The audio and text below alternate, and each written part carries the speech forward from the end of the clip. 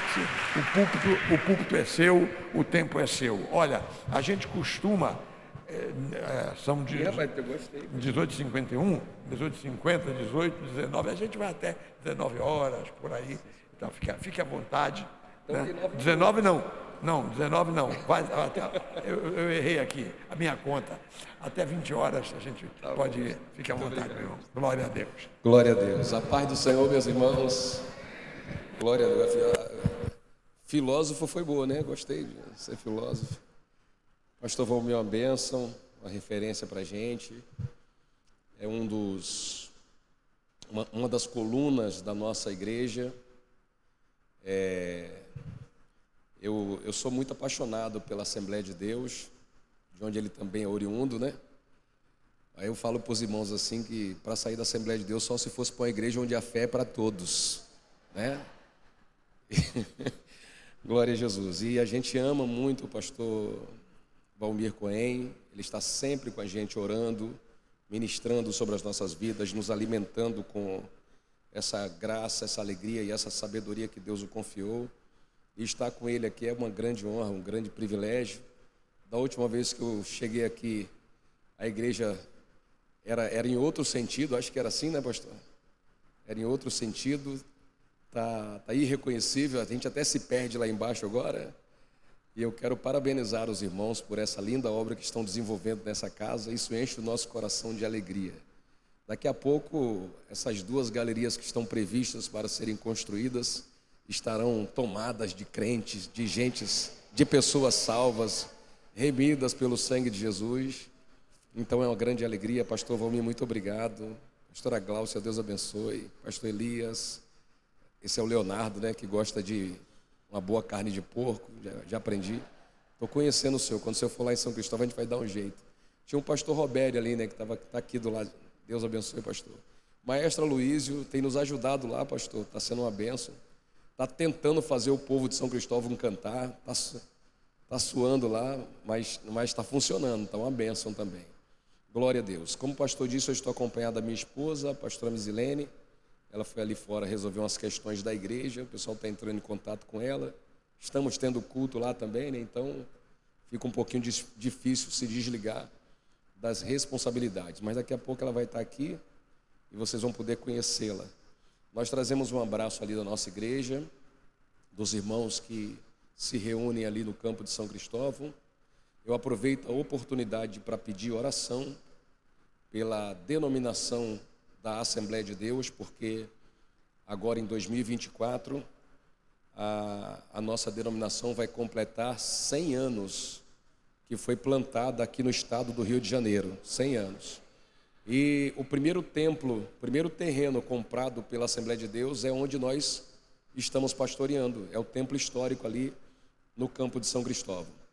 E uma grande festa está sendo preparada para o centenário da Assembleia de Deus. E eu digo para os irmãos onde eu tenho o privilégio de pregar, que quem é canela de fogo, quem gosta de milagre, poder de Deus, língua estranha, né, tem que comemorar com a Assembleia de Deus esse centenário.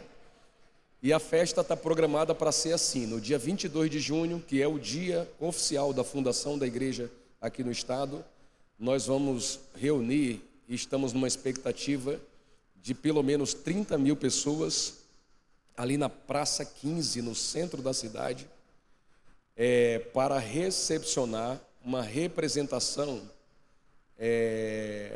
da reconstituição da chegada dos missionários. Então daqui a pouco, acho que essa semana ainda vai ter um site aberto com link, e o pessoal que quiser participar da reconstituição da chegada dos missionários vai se inscrever no site, mas tem que ir lá para Niterói e vir na barca que vem de Niterói para cá, com os crentes vestidos a caráter a década de 20. Isso é um negócio muito bacana. E vai ter culto lá, 500 músicos já estão agendados para tocar na barca, são 2.000 lugares. A gente está vendo aí se consegue mais uma, para virem 2 barcas. Imagina a Baía de Guanabara com crentes, né, adornados a década de 20, celebrando a chegada dos missionários.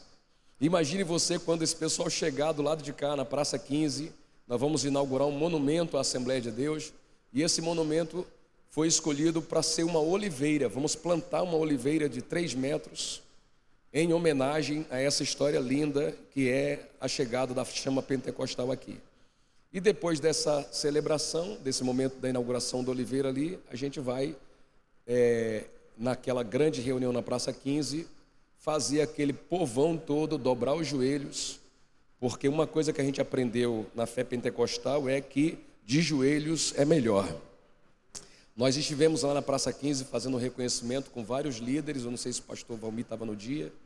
Não foi não, né, pastor? O pastor Eliseu estava lá. A gente foi nesse reconhecimento, e o pastor Abner Ferreira, do Ministério de Madureira, teve a ideia da gente dobrar o joelho como faremos no dia. E um grupo de uns 40 pastores e pastoras dobrou o joelho ali na frente das barcas, e enquanto a gente orava, uma senhora de 72 anos tocou no ombro do pastor Jair, que é um dos pastores ali em São Cristóvão, e disse: meu Senhor, eu quero entregar minha vida para Jesus. Glória a Deus. E depois uma outra que é irmã de um presbítero. Ela é irmã de um presbítero, estava afastada, ela aproveitou o que a senhorinha disse e disse: eu também quero, eu preciso me reconciliar com Jesus. E a gente está programando isso aí. Ore para que Deus continue guiando, direcionando, e os irmãos podendo participar com a gente serão muito bem-vindos, né? Porque afinal de contas os irmãos cabem em qualquer lugar, e é fé para todos, né? Glória a Deus. Romanos capítulo 12, verso de número 1, a palavra do Senhor nos diz dessa forma: rogo-vos, pois, irmãos, pelas misericórdias de Deus, que apresenteis o vosso corpo por sacrifício vivo, santo e agradável a Deus, que é o vosso culto racional. E não vos conformeis com este século, mas transformai-vos pela renovação da vossa mente, para que experimenteis qual seja a boa, agradável e perfeita vontade de Deus. Senhor, uma vez mais nós oramos a Ti, pedindo a Tua bênção sobre esse momento. Como Teu servo disse, o momento mais importante dessa reunião, porque todos nós estamos atentos e ansiosos para conhecer a Tua vontade. Fala conosco, Pai amado, essa nossa oração é feita em nome de Jesus. Amém. Glória a Deus. Meus amados, esse texto, ele não está isolado dentro da palavra de Deus. Como qualquer texto da Bíblia, ele tem que ser entendido dentro do seu contexto. E quando Paulo chega a essa palavra, quando ele faz esse apelo aos irmãos que se reuniam em Roma, ele fez isso dentro de um contexto. Tem um porquê que ele faz esse apelo. E esse porquê é facilmente entendido quando você examina o capítulo 10 e 11, que se eu fosse a pessoa responsável por dividir a Bíblia em capítulos e versículos, eu não separaria o 10 do 11. Eu deixaria um capítulo só para todo o contexto desses 2 capítulos. E eu digo isso porque não consigo separar nada do que está no 10 do que está no 11. Porque realmente existem coisas na Bíblia que você vai lendo, aquela leitura continuada, mas percebe que um assunto foi fechado e outro é iniciado. Então, se é sua missão dividir aquele texto em capítulos e versículos para ajudar na didática, você entende que ali é um bom lugar para dividir aquele texto em capítulos diferentes. Mas não é o que eu acho, e é só o meu achismo mesmo, não é o que eu acho no que diz respeito ao 10 e ao 11.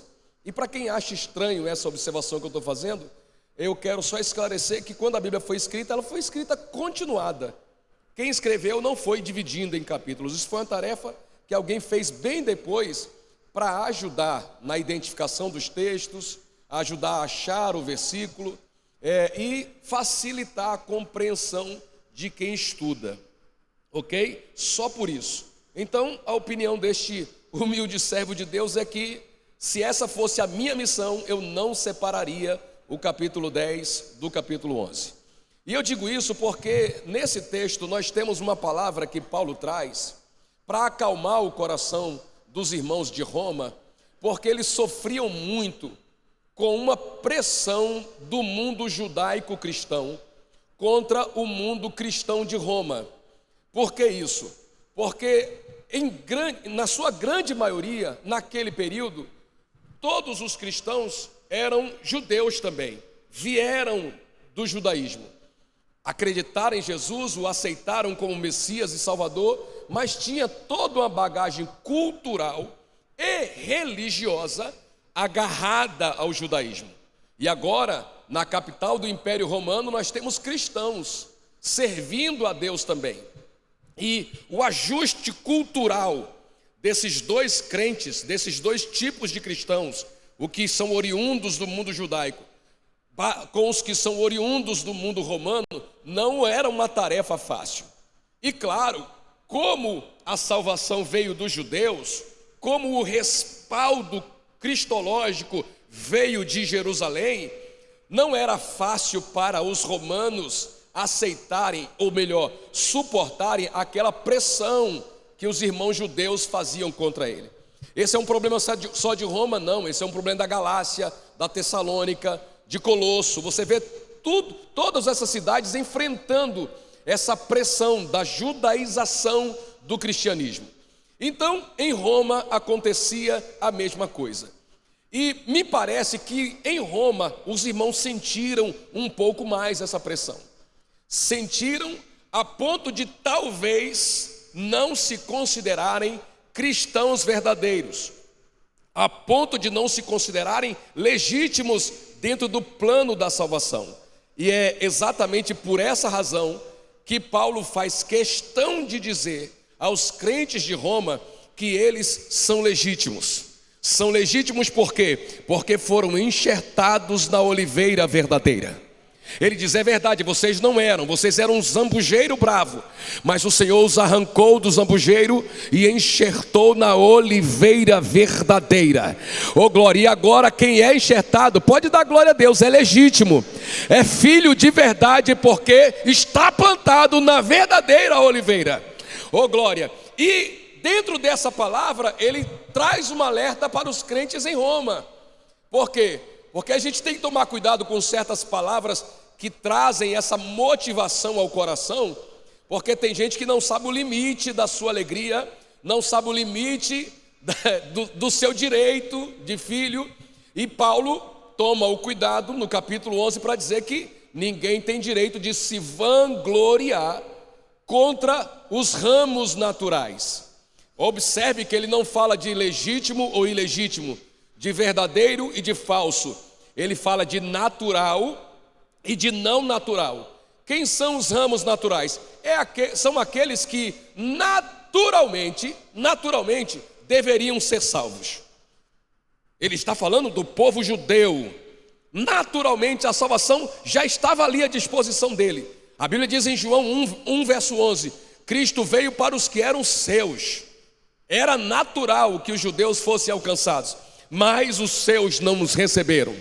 Mas a todos quantos o receberam, ele deu a estes o poder de serem feitos filhos de Deus, porque creram no seu nome. Oh glória! Então eram naturais, mas foram quebrados. Porque rejeitaram a salvação, foram quebrados da oliveira.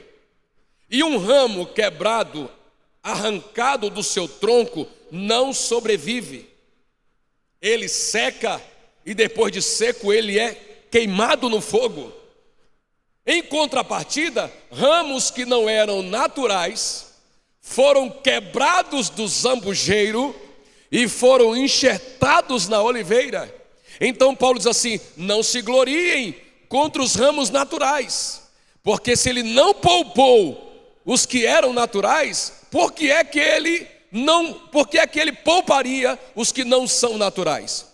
Com outras palavras, Paulo está dizendo assim, é bom vocês se acomodarem uns aos outros, aceitarem que vocês são culturalmente diferentes, mas são filhos do mesmo Deus, foram resgatados pelo mesmo sangue, são nova criatura para a glória de Deus Pai. Aleluia! Depois que ele deixa isso claro, ele então faz o apelo que a gente leu. Ele diz: rogo-vos, pois, irmãos. Aleluia. Olha o desespero de Paulo para que isso seja bem consolidado. Parece a preocupação daquele lavrador que, ao enxertar o galho de uma planta em outra, toma o cuidado de deixar tudo bem amarradinho, para que aquela cirurgia, porque é uma cirurgia, enxertar um ramo de uma planta em outra é uma cirurgia. Eu já vi um cajueiro plantado numa jaqueira. Os cajus daquele cajueiro eram docíssimos, a ponto de algumas pessoas acharem um exagero o doce daquele cajueiro. Por quê? Porque ele estava se alimentando da seiva da jaqueira. Olha que coisa maravilhosa. Mas não é só plantar e largar, você tem que tomar um cuidado para deixar bem amarrado ali, para que aquele enxerto não se perca. É por isso que igrejas sérias, elas tratam de discipular com cuidado os que se arrependem e se achegam à fé, porque são galhos que acabaram de ser enxertados, e se não tomarmos cuidados, eles podem se perder. Então Paulo está fazendo esse apelo, porque a intenção dele é que os crentes em Roma não se percam, mas sejam consolidados na fé. Fiquem firmes na decisão de seguirem a Cristo de todo o coração. Por isso que o apelo dele é: rogo-vos, pois, irmãos. Olha onde ele vai buscar respaldo: pelas misericórdias de Deus. Aleluia! Está entendendo o nível de emoção que Paulo está carregando em sua palavra? O nível de emoção que ele está aplicando no apelo que faz, é como se, meu irmão, pelo amor de Deus. A gente não costuma fazer isso aqui no Brasil. Você está apelando para a consciência daquela pessoa, para que te ouça, para que te atenda, para que cumpra o conselho que você está oferecendo. Então Paulo está dizendo mais ou menos isso: rogo-vos, pois, pela compaixão de Deus, que apresenteis os vossos corpos como sacrifício vivo, santo e agradável a Deus, que é o vosso culto racional. Oh glória, essa é a primeira parte do apelo dele. Qual é a segunda? E não vos conformeis com este mundo. Me ajude a adorar a Deus. Mas transformai-vos pela renovação do vosso entendimento, para que experimenteis qual seja a boa, a perfeita e agradável vontade de Deus. Aleluia. Então nós temos dois lados de um mesmo apelo, de um mesmo clamor. O primeiro é: vocês precisam, no individual, se oferecerem de forma plena a Deus como um sacrifício. Eu estava preparando essa mensagem hoje do lado de um evangelista ali da nossa igreja. Ele tem 165 quilos. É um evangelista de peso. Aí eu falei para ele assim: varão, se você se oferecer como um sacrifício vivo, dá uns 3 dias de churrasco. Aí ele olhou para mim e falou: que é isso, varão? Aí eu olhei para o meu filho, que é mais ou menos da largura de um pedestal de microfone, e disse: esse é um espetinho, isso aí não dá para um almoço, né? Mas brincadeira à parte, Paulo disse assim: Deus quer o teu envolvimento pleno. Eu vou aproveitar a palavra do pastor Leonardo e vou conectar com uma palavra que ouvimos na quinta-feira lá do pastor que o senhor levou, esqueci o nome dele. Richard, esse nome aí mesmo, é um negócio assim. Ele trouxe uma palavra que o pastor Edivaldo Nascimento titulou como a parábola da fazenda. E ele contou que quando uma galinha põe um ovo, ela está envolvida num processo. Mas quando o porco oferece o bacon, ele está comprometido com o processo. Porque a galinha deu o seu ovo e continua tranquila no galinheiro. Mas o porco, quando dá o seu bacon, ele não consegue dar 2 vezes. Porque ele se comprometeu de forma plena com aquilo em que ele se envolveu. O que Paulo está dizendo aqui é que para ser crente só serve se for com comprometimento pleno. Hoje pela manhã, quando eu preguei na igreja, o Espírito de Deus me trouxe uma alegria tão grande que eu disse assim: eu queria mandar um recado para o diabo. Mas eu disse com muita alegria na alma. Eu falei: procure outra pessoa, Satanás, para tentar desviar.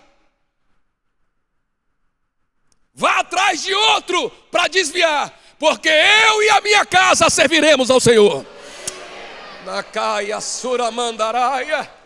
Vá atrás de outro, porque o meu nome já está escrito no livro da vida, e eu não vou sair da presença de Deus. Vá atrás de outro, diabo, porque eu entreguei a minha vida de verdade na mão do meu Criador. Eu sou dele para sempre. Vai procurar outro para desviar. Eu vou servir a Deus por toda a minha vida. Oh glória, se eu traduzir na linguagem do que estou dizendo agora, eu devia ter dito isso com outras palavras de manhã, dizendo: eu já estou comprometido. Eu dei o bacon, dei os ossos, dei tudo ao serviço do meu Deus. Eu sou propriedade dele para sempre. Quem é também, levante a mão, abra a boca, glorifique a Deus. Estou comprometido com Deus. Sacrifício vivo, santo e agradável a Deus. Esse é o vosso culto racional. Comprometimento pleno. E eu sei que essa igreja está profetizando um tempo de novos começos para esta casa. Quem crê que essa profecia é real? Oh glória, um tempo de novos começos. Como é que você quer novos começos com atitudes velhas? Como é que você pensa em novos começos? A minha esposa está entrando aqui, essa morena bonita que vocês estão vendo aí, de cabelos dourados. Não era assim não quando eu casei com ela, mas foi ficando dourado com o passar do tempo. Ela disse que aquilo que você não muda se repete. Você quer um tempo repetido como o de sempre, ou você realmente está comprometido com um novo tempo? Se você está comprometido com um novo tempo, você vai ter que apresentar novas atitudes. E essas novas atitudes estão ligadas à segunda parte do apelo que Paulo fez. Ele disse: eu rogo pelas compaixões ou pela misericórdia de Deus que vocês se comprometam de forma plena.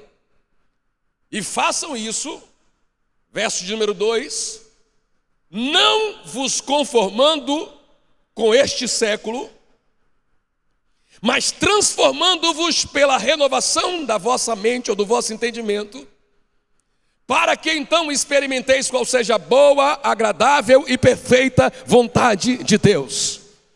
Oh glória! Nesse segundo ponto, Paulo traz 3 palavras muito importantes que eu pesquisei no grego para não falar besteira aqui. Eu estou diante de um mestre, não vou me arriscar, né? É mais fácil falar de bacon, é mais fácil. Mas falar de grego na frente do pastor Valmir não é fácil para mim. Então eu fui no pai dos burros aqui do grego e descobri que a primeira palavra importante desse segundo conselho de Paulo é a palavra, é o verbo vos conformeis. Verbo conformar. Essa é a primeira palavra. Que no grego, pastor, se eu pronunciar errado, o senhor me avisa, já estou nervoso, tá vendo? Sushematizo, olha aí. Sharaia. Não, falar uma palavra dessa, não sentiu o poder? Sushematizo, aí. Ainda foi em japonês, eu pensei que era grego, mas parece que é japonês. Isso aqui é o verbo conformar em grego. Aí ele usa o verbo conformar, que eu vou aproveitar já já. Ele usa o verbo transformar, que é metamorfo. Isso aí ficou mais fácil, né? Metamorfo. E ele usa o verbo renovar, que é anakanosis. Misericórdia, meu pai. Eu mal sei falar português, vou arriscar no grego. Mas está escrito assim, anakainosis. São essas 3 palavras. Como é que eu falei? Não guardou, tá vendo? Você é ruim de grego também. Sushematizo, metamorfo, anakainosis. Ó, viu, pastor? Depois o senhor me dá uma moral lá em São Cristóvão. Sobre o verbo suschematizo, Paulo pede o seguinte, e é o Espírito de Deus pedindo através dele: não vos conformeis. Que no seu literal diz assim: não assuma o padrão de. Ô glória.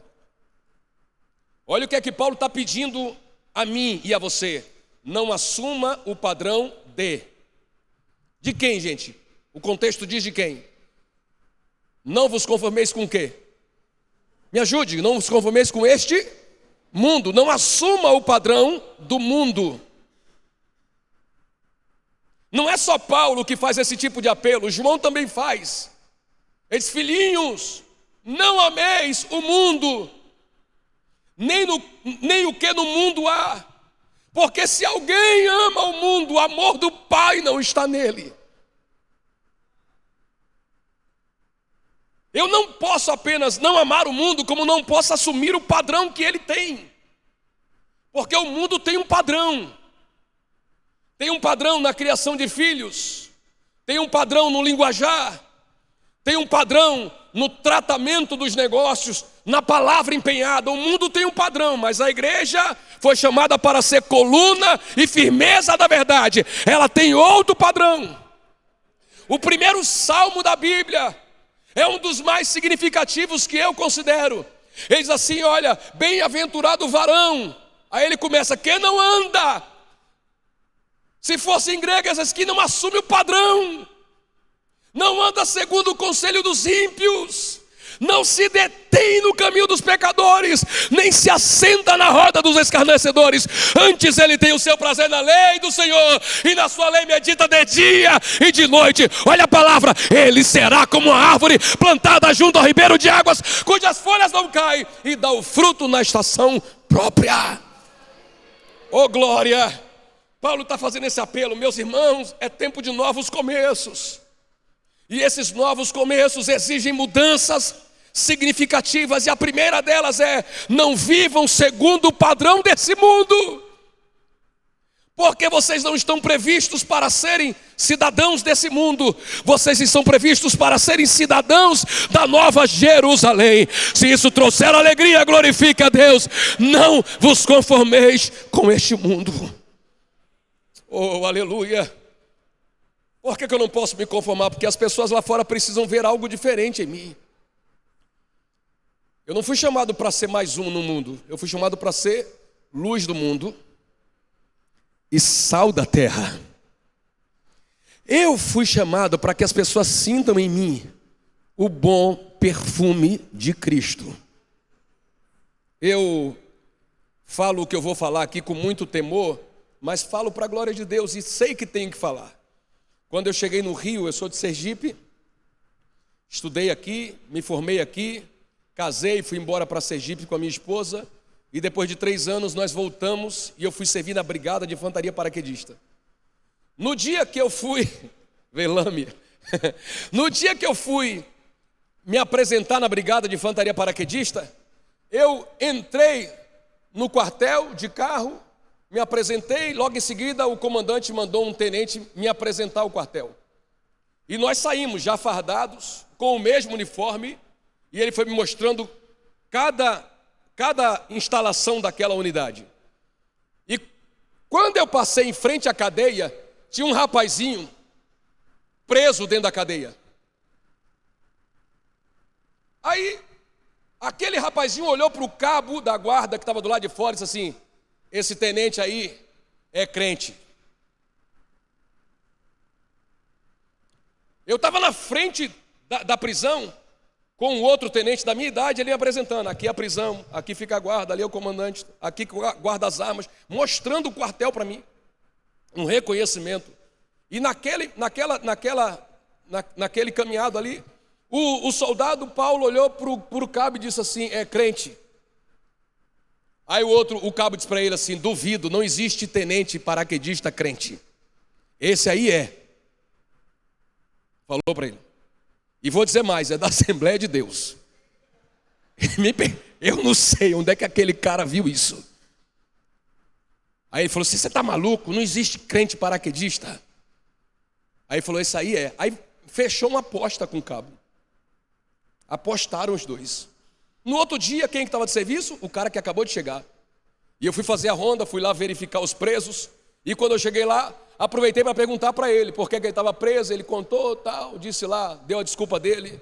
Toda prisão, né, reúne só os inocentes, né? Aí ele está lá contando a versão dele. E no final ele falou assim, tenente, posso fazer uma pergunta para o senhor? Bem cedo de manhã. O cabo ainda não tinha sido trocado, eles iam passar o serviço ainda. Aí eu disse, claro. Aí ele falou, o senhor é crente, não é?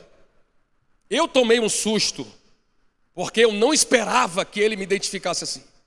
Aí eu disse, como é que você sabe? Eu falei assim, eu logo vi. Aí o cabo ficou assim assustado, e ele já ficou alegre porque ele ia ganhar um dinheiro do cabo. E falou para ele, só mais uma coisa, o senhor é da Assembleia de Deus? Eu falei, sou, como é que... Aí falou, cabo, meu dinheiro. Ganhou a aposta do cabo. Aí o cabo, o senhor está falando sério? O senhor não combinou com ele, não? Eu falei, que isso, cabo? Eu sou crente. Aí falou, pô, mas como é que tu sabia? Tu conhece ele? Irmãos, eu tinha acabado de chegar aqui no Rio de Janeiro. Em 1999. Aí eu esperei passar aquela confusão, assumi o serviço. Aí depois eu fui no Paulo e perguntei para ele. Aproveitei para pregar, ele não quis, ele era desviado, não quis voltar para Jesus. Mas eu perguntei para ele como é que ele soube que eu era da Assembleia de Deus. Aí ele falou, pelo jeito que o senhor caminha. Agora como é que um crente da Assembleia de Deus caminha, que dá para identificar ele? Aí eu falei, eu sei que eu olhei para o senhor e eu sabia, olha lá, o jeito que ele está caminhando só pode ser crente. E olha que eu não estava no mistério, né? Porque se eu tivesse ainda derramando azeite para um lado e para o outro, ainda ia. Eu sei que dias depois, quando esse moço saiu da prisão, ele me encontrou no pátio do quartel e disse assim, tenente, eu tenho uma boa notícia para te dar. Aí ele falou assim, eu voltei para Jesus. Aí ele falou assim, mas a minha esposa também se converteu. Louvado seja o nome de Jesus. E é isso que as pessoas precisam ver. Eu não sei explicar o que Deus fez naquele dia, mas isso tem que acontecer todo dia na nossa vida. As pessoas precisam olhar para nós, para as nossas atitudes, para o nosso olhar, para a nossa fala, para as nossas reações e dizerem para si mesmas, eles não têm o padrão desse mundo. Oh glória, eles são de outra cidadania. Me ajude a glorificar a Deus. Oh glória, eles são de outra cidadania. Há algo na face, há algo no olhar. O jeito de você falar mexeu comigo. O que é isso? É a presença do Eterno em nosso coração. O amor de Deus está derramado em nosso coração através do Espírito Santo de Deus. O Espírito Santo da verdade que nos foi dado.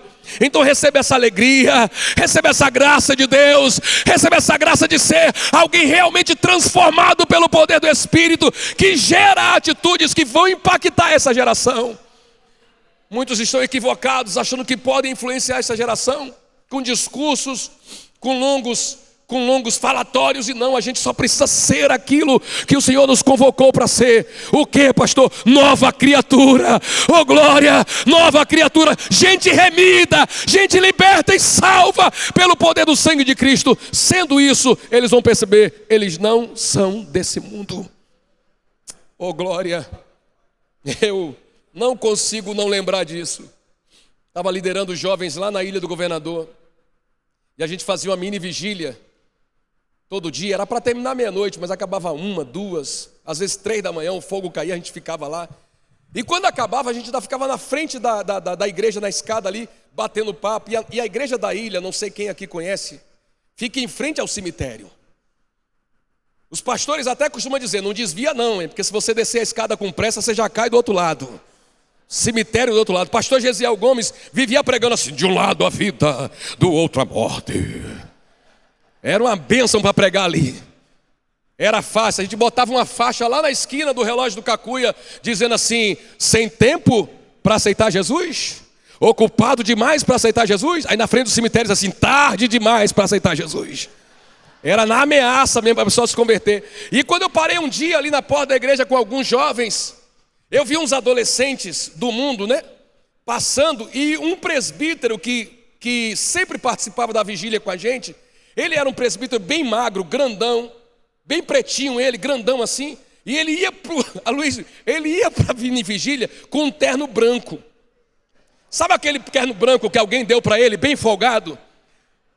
Aí ele ia para Agra, aí ele atravessou a rua e ficou no ponto do cemitério. Aí os adolescentes passaram, não sabiam que o irmão estava com a gente, e disseram assim um para o outro: aí, vamos zoar aquele negão, olha que negão esquisito. Aí a gente já ficou assim: que isso, vai mexer no irmão? Aí falou assim: aí, negão, falaram para ele assim: você veio de qual planeta? Falaram para o irmão, o presbítero, com aquela cara de sono, mal-humorado, falou assim: eu não sou desse mundo. Irmão, na frente do cemitério, esses meninos estão correndo até hoje. Já deve ter uns 13 anos que estão correndo pela... Não perderam o tempo, correram desesperados, foram mexer com quem não devia. Mas eu queria que você celebrasse isso também, dissesse: eu não sou desse mundo. Oh, glória, meu nome está escrito no livro da vida, eu sou cidadão do céu. Oh, glória, tem uma pedrinha branca com um novo nome me esperando lá na glória. O Senhor me dará o direito de me assentar com Ele no seu trono, como Cristo venceu e se assentou com o Pai no seu trono. Não sou desse mundo. Eu preciso entender isso. Não vos conformeis. A segunda parte do conselho é: transformai-vos, metamorfo. Essa palavra significa mudar de forma, transformar, transfigurar. E tem exatamente, dentro do contexto, ligação com o próprio pensamento. Uma palavra mais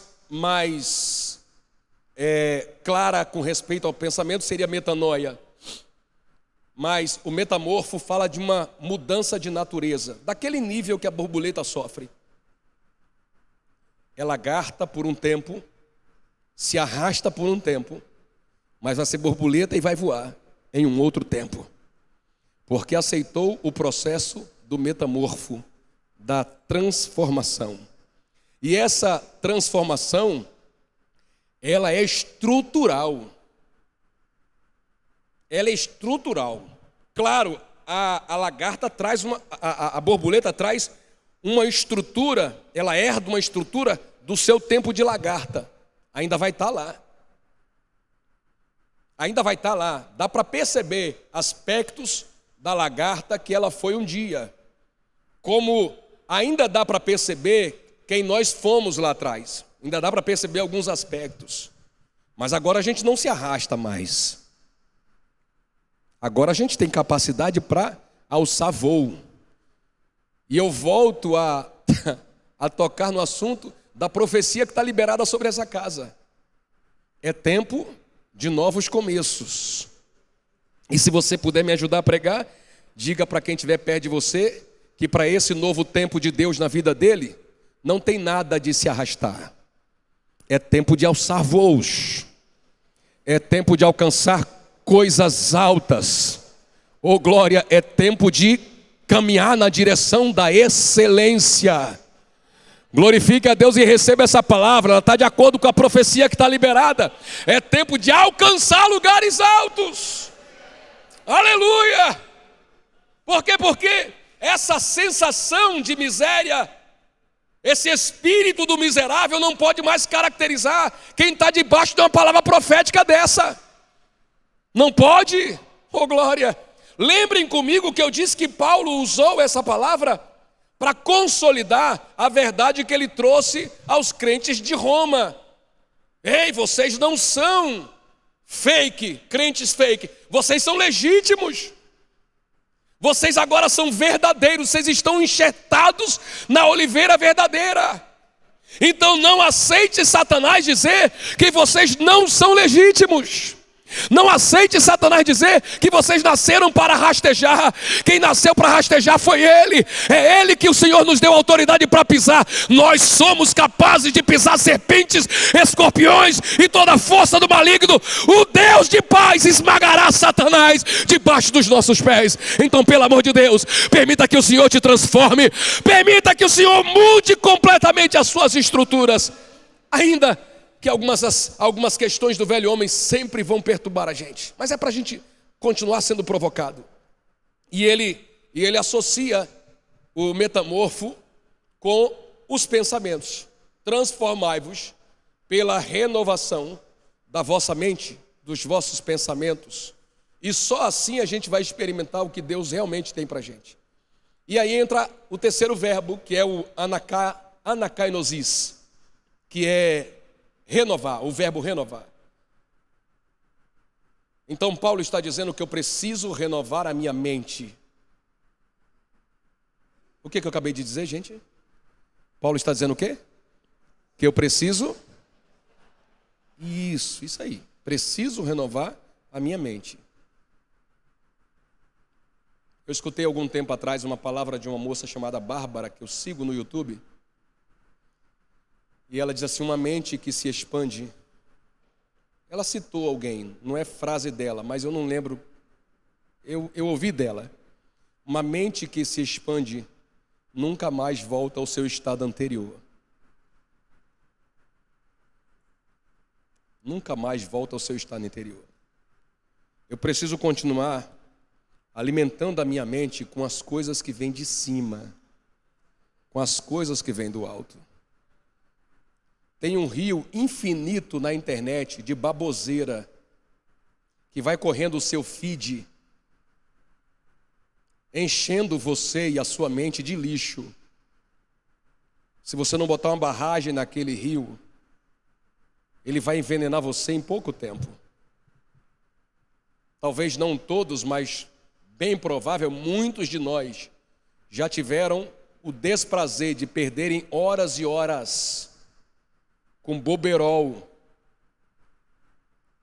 Talvez até tenha deixado de cumprir algumas tarefas, porque deixou esse rio de lixo passar na frente dos seus olhos o tempo inteiro. Paulo está dizendo que para vivermos novos tempos, eu vou precisar renovar a minha mente.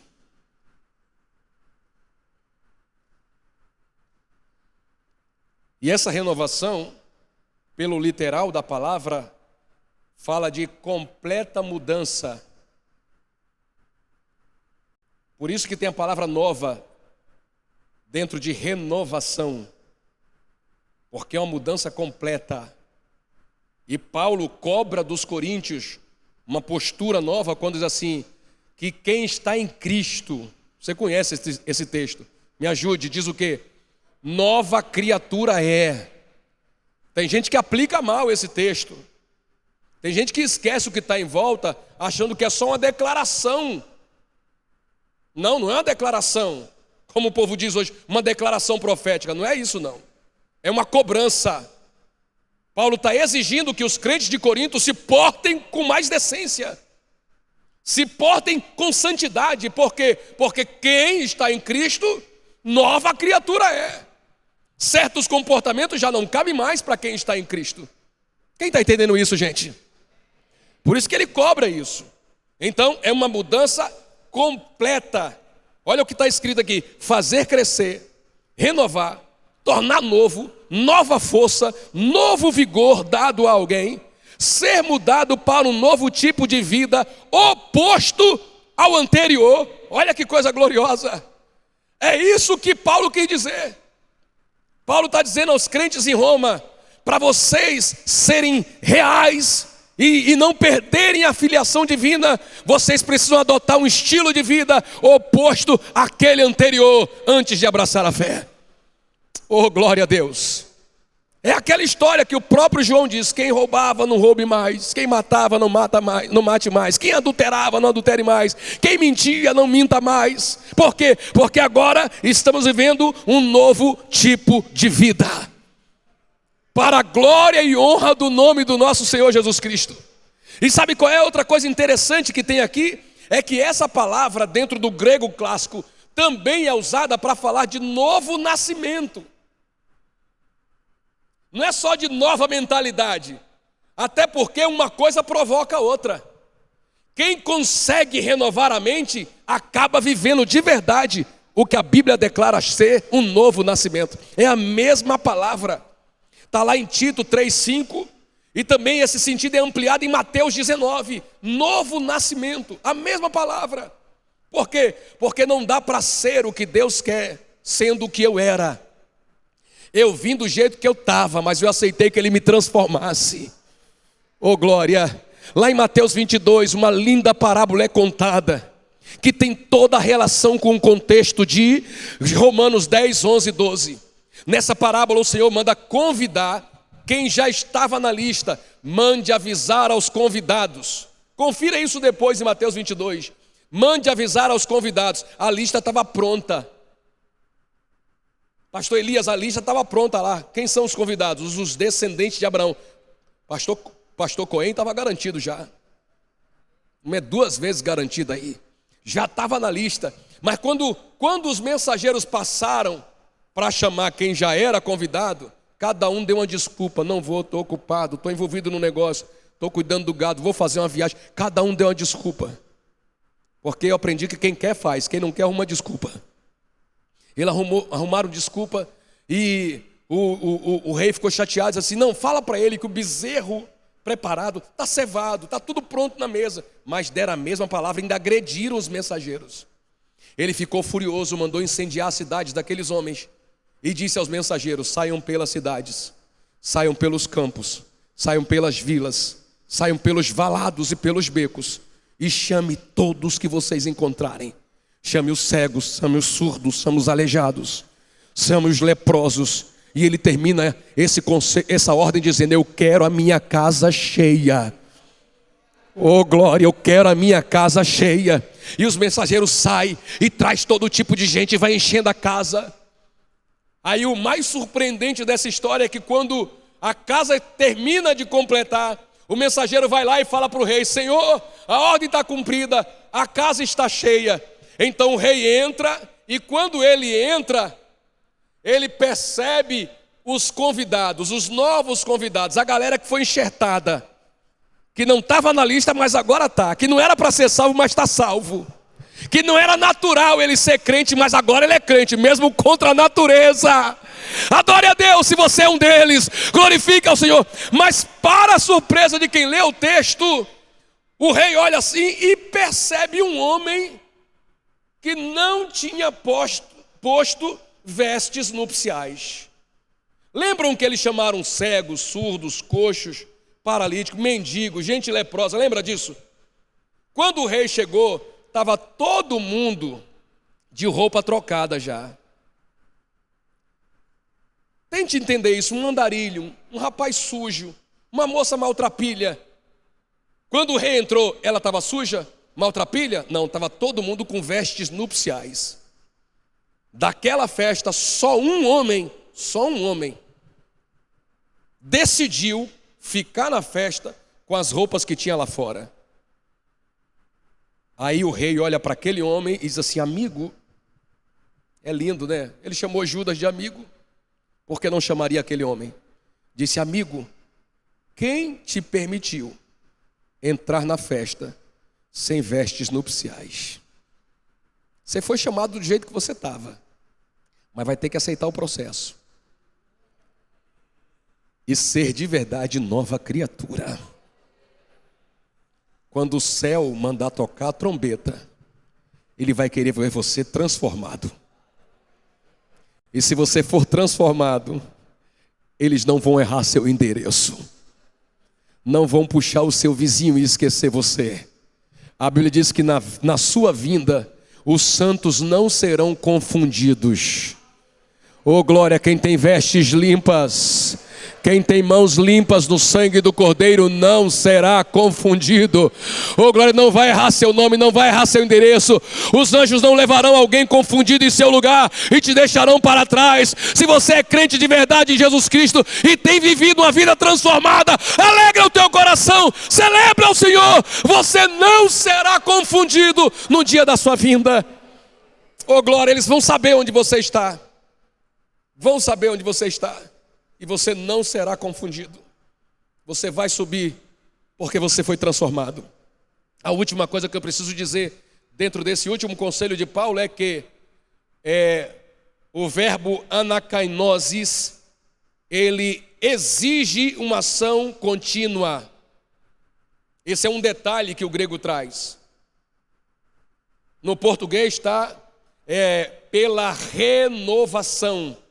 Parece uma coisa seca, uma coisa de um único momento, mas no original é uma ação contínua. Por quê? Porque aquela prova de fé que você deu a Deus na tentação de ontem não tem mais validade para hoje. Se o diabo te tentar hoje, você vai ter que dar uma nova prova de fé. Por quê? Porque essa é uma ação contínua. Você tem que continuar nesse processo de renovação. E o bom de quem vive de fato esse processo é que o tempo vai passando e você vai dizendo assim: foi bom ter obedecido. Deu certo, deu certo, deu certo, deu certo, deu certo, deu certo. Tem uma canção antiga que diz: valeu a pena. Oh, glória, valeu a pena esperar. Valeu a pena, e é isso que nós vamos declarar. E 2024 está vindo aí com uma promessa muito poderosa para essa casa, que eu vim agarrar aqui dentro para levar lá para São Cristóvão também. Qual é a promessa? É tempo de novos começos. Oh, glória, quando você sentir que janeiro abriu debaixo da bênção de Deus, você fala para você mesmo: não se empolgue com janeiro, continue vivendo, oh glória, na presença de Deus. Continue crescendo no conhecimento da palavra, continue mergulhando mais fundo na intimidade com o Senhor. Por quê? Porque fevereiro vai trazer coisas ainda melhores. Oh glória, março vai trazer coisas ainda melhores. Fique de pé comigo e dê aquele brado bem bonito de glória: eu vou continuar renovando a minha mente na presença de Deus. Não vos conformeis com este século. Há um padrão para esse tempo. Há um padrão. Nesse século não se pode mais confrontar o pecado. Nesse século não se pode mais declarar o que é pecado. Nesse século não querem nem que a gente fale no nome de Jesus. Esse é o padrão que eles estão exigindo dos crentes para este século. E eu estava comentando com alguns irmãos que quando a igreja trabalha só para o que acontece dentro dela, por dentro das quatro paredes, ninguém lá fora se incomoda com a igreja. A raiva do mundo contra nós acende quando a gente decide ir além das paredes para falar que Jesus Cristo salva, cura, batiza com o Espírito Santo e breve voltará para nos levar para o céu. Até porque, amados irmãos, deixa eu dizer aqui, debaixo do temor do Senhor, mas com muita alegria, na grande maioria dos que estão aqui, se não na vida de todos, Satanás já sentiu que perdeu. Oh glória, não entendi, pastor. Satanás, quando olha o nível de fé, o nível de fidelidade que você vem apresentando, ele já deve ter dito para os demônios dele: esquece esse cara, não dá para fazer mais nada contra ele, ele vai para o céu mesmo. A gente pode criar um sofrimento aqui, uma angústia ali para ele, mas arrancar ele da presença de Deus não tem mais como arrancar. Garachanta candarabassai. Aconteceu isso com Jó, sabia? Jó era tão fiel a Deus que não foi só Deus que percebeu o que Jó era: sincero, reto, temente a Deus e se desvia do mal. Satanás também percebeu. Quando Deus provocou Satanás, Satanás disse para ele assim: ele não podia ser outra coisa. O Senhor cercou ele, o Senhor protegeu ele com uma cerca viva. Isso significa que Satanás, se dependesse dele, ele não ia mexer com Jó.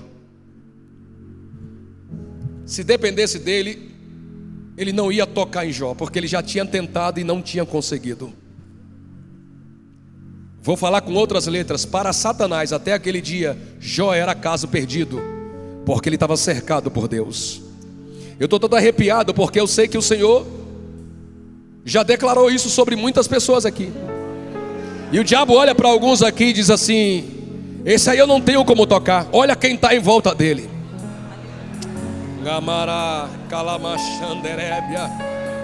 Olha o nível de proteção espiritual que está ao redor dele. Olha a fortaleza de anjos que está ao redor dele. Ai, que assérgia. Algumas pessoas são tão íntimas de Deus. Não, Ekandaraia sai. Escute isso aqui é muito importante. Algumas pessoas são tão íntimas de Deus que não somente elas estão protegidas, como a família inteira está. Os filhos de Jó, escute isso aqui, os filhos de Jó não eram crentes. Não eram. Eles faziam festas tão imorais que o pai não podia participar. Na hora da festa o irmão falava para o outro: olha, o que a gente está querendo fazer aqui hoje, papai não pode participar. Eram festas que um pai como Jó não podia participar. Mesmo assim o diabo não tocava neles. Por quê? Por causa da intimidade que Jó tinha com Deus. Mas o problema de quem vive na aba da fé de outra pessoa é que a qualquer hora dessa Deus pode dizer assim: toque no que ele tem, só não toque nele. Eu tenho que tomar cuidado com isso. Por isso que a primeira palavra de Paulo é individual. É para a pessoa como um ser humano único na terra. Então o diabo sabia: Jó é caso perdido, não mexe com esse cara não. Você não viu Jó? O que é que tem Jó? Jó é um homem sincero, reto, temente a Deus. Ah, mas também, tipo assim, vamos trocar de assunto? Quer falar de outro nome? Eu só não consigo nada com ele por causa do Senhor. Fala, tá, então vai lá. Toca no que ele tem, depois disso toca nele, mas não mate. Você conhece todo esse processo. Eu disse tudo isso por quê? Porque a fúria de Satanás, ela surge quando você decide se envolver com a salvação de pessoas lá fora. Se ele já deu como caso perdido, ele vai assim: tá, vai, frequenta aquela igreja lá, não tem mais jeito, não posso mais mexer com você. Aí você desce a escada da igreja, lembra de um amigo, lembra de um familiar, e manda uma mensagem para ele: fulano, a nossa igreja tem orado, e eu senti no coração de orar por você. Você quer apresentar alguma causa para que eu ore por essa causa? Se você faz um negócio desse, como diz o mineiro, né? Se você faz um trem desse, Satanás, espera aí, já não basta ser salvo e ainda quer mexer com os meus aqui fora? Você entendeu de onde vem a fúria? Mas e eu com Satanás? Não estou nem aí para ele. Eu recebi ordem para derrubar as portas do inferno. Oh glória! Oh glória! Jesus disse: eu edificarei a minha igreja. É para receber, igreja, é para tomar posse, e as portas do inferno não prevalecerão contra ela. Oh glória, novos tempos, essas galerias ficarão lotadas. Deixa Deus te usar, deixa Deus te usar para destronar o diabo. Aí, levante a mão para adorar, para glorificar o nome de Jesus. Sai de sua Eita, glória, adore, glorifica a Deus. Oh, filho meu, te mostrarei as estrelas do céu. Isso! Sai de sua tenda, oh filho meu,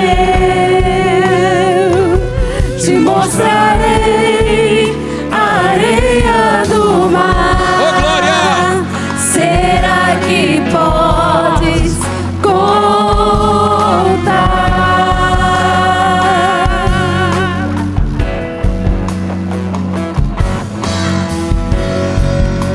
Será que podes imaginar tudo aquilo que sonhei para ti, filho meu? O que minhas mãos fizeram para ti, filho meu, minha bênção será sobre ti. Uma nova história Deus tem pra mim, um novo tempo Deus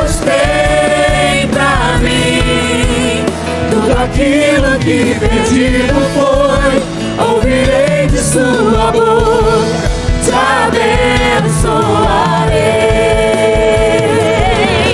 Uma nova história Deus tem pra mim. Um novo tempo Deus tem pra mim. Tudo aquilo que perdido foi, ouvirei de sua boca, te abençoarei.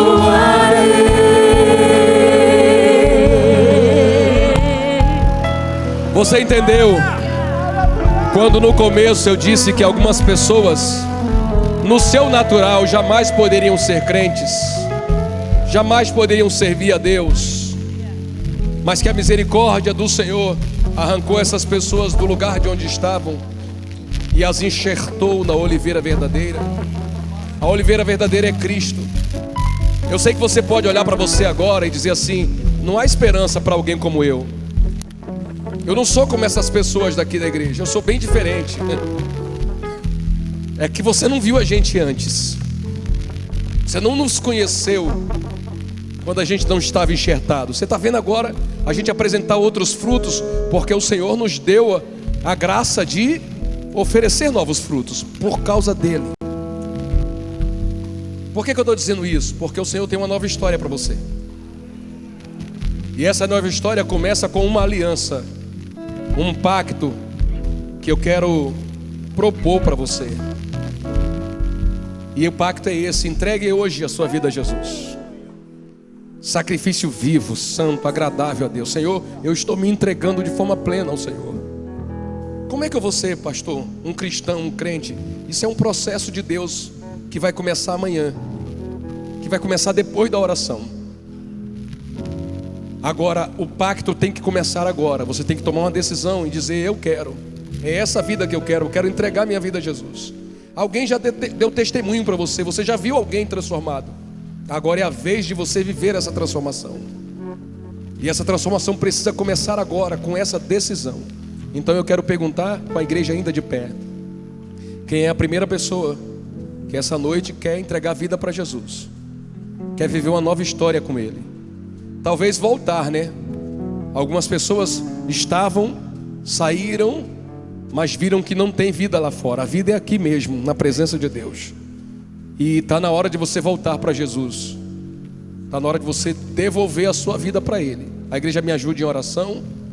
E se alguém estiver perto de um amigo, uma amiga que precise da sua ajuda, ofereça essa ajuda a Ele. Diga: entregue sua vida a Jesus, estou do seu lado. Vamos caminhar juntos na presença de Deus. Onde está a primeira pessoa? Oh glória, talvez você seja a única pessoa que hoje, no dia 10 de dezembro de 2023, disse: minha vida a partir de agora é de Jesus Cristo. Está vindo uma vida preciosa ali. Aplauda ao Senhor. Celebre ao Senhor com as suas palmas. Uma nova história Deus tem pra mim. Um novo tempo Deus tem pra mim. Tudo aquilo que perdido foi, ouvirei de sua boca, te abençoarei. Uma nova história Deus tem pra mim. Cadê a segunda pessoa? Um novo tempo Deus tem pra mim. Volte pra Ele. Tudo aquilo que perdido se reconcilie com Ele. De sua boca te abençoarei. Devolva a sua vida pra Ele. Tem uma segunda pessoa para Jesus. Onde está? Vem.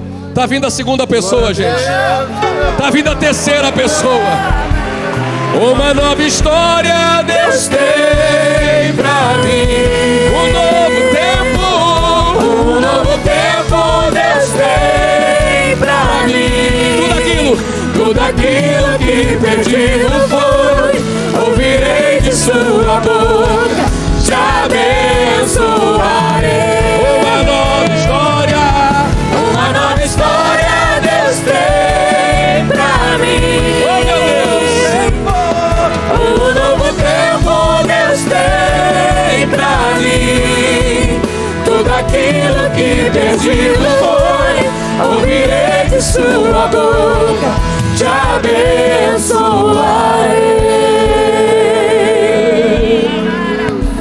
Cadê a quarta pessoa? Temos 3 irmãs aqui. Onde está o irmão? Temos 3 mulheres entregando a vida para Jesus. Cadê o homem que Jesus está chamando hoje para ser nova criatura? Nagatia soreandarai, okanduramanai ashandarai. Venha, meu amigo, entrega a vida para Jesus agora. Quem mais não pode sair dessa? Não, eu não tenho como continuar vivendo a história que eu vivi até hoje. Escute. Você já tentou resolver sua vida lá fora e até agora não deu certo. Por quê? Porque Jesus não participou do processo como Ele quer participar. As coisas podem se arrumar agora. Eu estou empenhando a minha palavra aqui. Elas podem se arrumar se Jesus entrar no processo como Ele deseja. E como é que Ele deseja? Ele deseja que você entregue sua vida a Ele de forma plena, de todo o coração. E aí o processo que você está lutando lá fora vai ser tratado de outra forma, porque o Senhor estará ao seu lado. Cadê a quarta pessoa? Glória a Deus. Vou pedir a minha esposa, a pastora Misilene, para orar por essas queridas irmãs. E enquanto ela chega, você vai entregar sua vida a Jesus. Todo o grilhão, toda a corrente espiritual caia por terra, a fim de que essa vida preciosa, esse irmão, essa irmã querida, consiga levantar a mão como essas mulheres fizeram. Seja livre para a glória de Jesus. Seja liberto para a glória de Jesus. Cadê a quarta pessoa? Glória a Deus. Onde está a quarta pessoa? Vamos orar por elas. Pastora Misilene. Santo e eterno Deus, nós estamos na Tua presença, Senhor, aqui neste lugar, dando glórias e honras ao Teu nome, ó Pai, por essas vidas que tomaram esta decisão esta noite, de se achegarem a Ti, de entregarem, Senhor, as suas vidas no Teu altar. Toma cada uma delas nas Tuas mãos, Senhor, escreve o nome delas no livro da vida. Pai, que elas venham, Senhor, correr esta carreira, Senhor, que está diante delas, de viver uma nova vida em Ti, Senhor. Oh, Pai querido, que elas sejam a cada dia, Pai, constrangidas ao arrependimento genuíno, Senhor. Oh, Pai, que Tu venhas, Senhor, receber, ó Deus, essas vidas diante de Ti, Senhor, para a honra e a glória do Teu nome. Pai, eu quero Te agradecer juntamente com a Tua igreja por essa grande bênção, por essa grande vitória. Oh, aleluia, pela decisão que elas tomaram hoje de, Senhor, se entregarem no Teu altar. Cuida delas, Senhor, coloca os Teus anjos ao redor delas, guarda a casa delas, cobre com o Teu sangue, meu Deus. Em nome de Jesus nós Te pedimos e desde já Te agradecemos. Amém.